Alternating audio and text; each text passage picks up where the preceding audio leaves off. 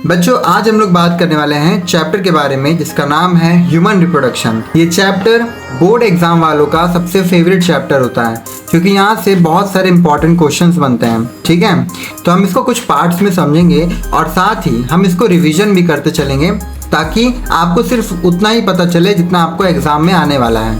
ठीक है, यानी कि कुछ भी एक्स्ट्रा नहीं, जिससे आपका टाइम भी बचेगा और आप इससे नोट्स भी बना सकते हैं। ठीक है, तो स्क्रीन पे जो जो चीज़ें शो हो रही हैं आप इसको लिखते जाइए और इसको अपना नोट बनाइएगा। ठीक है, शुरू करते हैं। देखो, सबसे पहले हम जानते हैं इंट्रोडक्शन। ह्यूमन रिप्रोडक्शन एक सेक्सुअल रिप्रोडक्शन प्रोसेस होता है जिसमें दो गैमेट्स यानी कि मेल स्पर्म और फीमेल ओवम दोनों मिलते हैं। ये 6 स्टेप में होता है। सबसे पहले गैमेटोजेनेसिस, फिर इंसेमिनेशन, फिर फिल्ट्रेशन, इम्प्लांटेशन, देन प्रेगनेंसी, फिर गेस्टेशन और फिर आखिरी में पार्चुरेशन यानी कि फीटस का डिलीवरी। उसके बाद हम जानते हैं मेल रिप्रोडक्टिव सिस्टम के बारे में, इसके कुछ मेन पार्ट्स। देखो, सबसे पहले आता है टेस्टिस। इसमें क्या बनता है? स्पर्म बनता है प्लस टेस्टोस्टेरोन हार्मोन भी बनता है। इसमें बैग लाइक स्ट्रक्चर स्क्रोटम कहलाता है। इसमें 2 to 2.5 डिग्री कम टेम्परेचर पर स्पर्म बनता है क्योंकि बॉडी से उसको कम टेम्परेचर चाहिए। देन उसके बाद आता है एपिडर्मिस यानी कि स्पर्म यहाँ स्टोर होते हैं और मैच्योर भी होते हैं। उसके बाद इसी में मेन पार्ट आता है, वो है वास डिफरेंस यानी स्पर्म को यूरेथ्रा तक ये पार्ट ले जाता है। उसके बाद एक्सेसरी ग्लैंड आता है यानी कि समाइनल वेसिकल, ये करता है स्पर्म को एनर्जी देने वाला फ्लूइड। फोर्थ आता है एक्सेसरी ग्लैंड, इसमें समाइनल वेसिकल यानी कि स्पर्म को एनर्जी देने वाला फ्लूइड होता है ये। ठीक है, जो कि स्पर्म को एनर्जी प्रोवाइड करता है। उसके बाद पोस्टेट ग्लैंड एल्कलाइन सिक्रेशन करता है। देन उसके बाद आता है बल्बो यूरेथ्रल ग्लैंड जो कि लुब्रिकेशन के लिए हेल्प करता है।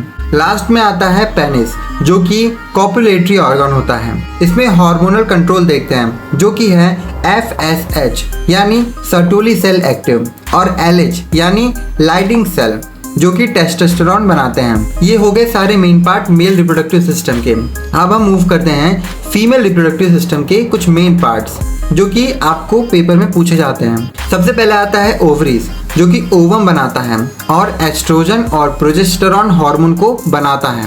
देन आता है फैलोपियन ट्यूब जो कि फर्टिलाइजेशन को वहाँ पर करवाता है यानी कि फर्टिलाइजेशन यहीं पर होती है एम्प्यूलर रीजन में। देन आता है यूट्रस, एम्ब्रियो यहीं इम्प्लांट होता है और बेबी यहीं पर ग्रो करता है। फोर्थ आता है सर्विक्स जो कि यूट्रस को वजाइना से जोड़ता है।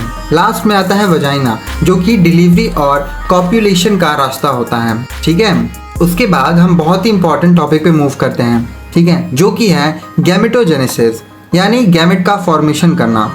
इसमें आता है स्पर्मेटोजेनेसिस जो कि सिर्फ मेल्स में होता है। इसमें प्यूबर्टी के बाद ये सब स्टार्ट होते हैं यानी कि स्पर्म बनना प्यूबर्टी के बाद स्टार्ट होता है। देन स्पर्मेटोगोनिया होता है, प्राइमरी स्पर्मेटोसाइट्स बनते हैं, फिर सेकेंडरी, उसके बाद स्पर्मेटिड्स बनते हैं। देन मैच्योर स्पर्म बनता है। यहाँ पर सेमिनिफेरस ट्यूब्यूल्स मेन होता है। ये सारी चीजें यानी कि स्पर्म का पूरा बनना ये सेमिनिफेरस ट्यूब्यूल्स में होता है। देन आता है oogenesis जो कि सिर्फ फीमेल्स में होता है। इसमें बर्थ से पहले ही प्राइमरी oocytes बनते हैं और प्यूबर्टी के बाद एक oocyte ओव्यूलेट होता है पर साइकिल। ठीक है, ओवम तभी कंप्लीट होता है जब फर्टिलाइजेशन हो जाए। बच्चों, अगर आपको कुछ भी कंफ्यूजन हो तो आप मुझे कमेंट करके ज़रूर पूछ सकते हैं। ठीक है, उसके बाद हम आगे बढ़ते हैं जो कि है मेंस्ट्रुअल साइकिल जो कि 28 दिन का होता है यानी 28 दिन का। इसमें 4 फेजेस होते हैं। सबसे पहले मेंस्ट्रुअल फेज जो कि 1 से 5 दिन का होता है। इसमें ब्लीडिंग होती है, एंडोमेट्रियम शेड होती है यानी कि एंडोमेट्रियम वॉल टूटती है। उसके बाद आता है फॉलिकुलर फेज जो कि 6 से 13 डेज के बीच में होता है। यहाँ पर FH से फॉलिकल बनता है और एस्ट्रोजन बढ़ता है। थर्ड फेज आता है ओव्यूलेशन का जो कि 14th डे होता है। यहाँ पर LH सर्ज यानी कि ल्यूटेनाइजिंग हार्मोन काम करता है और ओवम को रिलीज करता है। फिर आता है ल्यूटेल फेज जो कि 15 से 28 दिन के बीच में होता है। यहाँ पर कॉर्पस ल्यूटियम से प्रोजेस्टेरॉन बनता है, ये एक हार्मोन होता है। एंडोमेट्रियम थिक हो जाती है, एंडोमेट्रियम की जो वॉल होती है वो और थिकर हो जाती है। फर्टिलाइजेशन नहीं हुआ तो कॉर्पस ल्यूटियम डिग्रेड हो जाता है। फिर से मेंस्ट्रुएशन की प्रोसेस रिपीट होती है। मीन्स अगर मेंस्ट्रुअल फेज में अगर फर्टिलाइजेशन नहीं होता है तो वो सारी एंडोमेट्रियम की वॉल शेड होकर टूट जाती है, यानी कि फर्टिलाइजेशन डिग्रेड हो जाता है। उसके बाद नॉर्मली नेक्स्ट वन फिर से यही प्रोसेस रिपीट होती है। ठीक है, नेक्स्ट हम मूव करते हैं फर्टिलाइजेशन और इम्प्लांटेशन के ऊपर। हम यहाँ पर फर्टिलाइजेशन का पूरा प्रोसेस देखेंगे। देखो, स्पर्म और ओवम एम्प्यूला में मिलते हैं, यानी फर्टिलाइज होते हैं। सबसे पहले जाइगोट बनता है, उसके बाद मोड्यूला बनता है। ठीक है, फिर ब्लास्टोसाइट बनते हैं यूट्रस के अंदर, फिर 6 से 7 दिन बाद इम्प्लांट किया जाता है। प्लेसेंटा डेवलप होता है वहाँ पर, और वहाँ पर HCG हार्मोन रिलीज होता है, यानी जो प्रेगनेंसी कंफर्म करने का टेस्ट होता है वहाँ पर यही दिखाया जाता है। पार्ट 7 में आते हैं जो कि है प्रेगनेंसी, जो कि गेस्टेशन पीरियड होता है। प्रेगनेंसी पीरियड 280 डेज यानी कि 9 मंथ्स का होता है। प्लेसेंटा न्यूट्रिशन, ऑक्सीजन और वेस्ट के एक्सचेंज को करता है। प्लेसेंटा का काम होता है न्यूट्रिशन देना, ऑक्सीजन देना और वेस्ट को एक्सचेंज करना। कुछ इंपॉर्टेंट हार्मोन्स के बारे में जानते हैं बच्चों।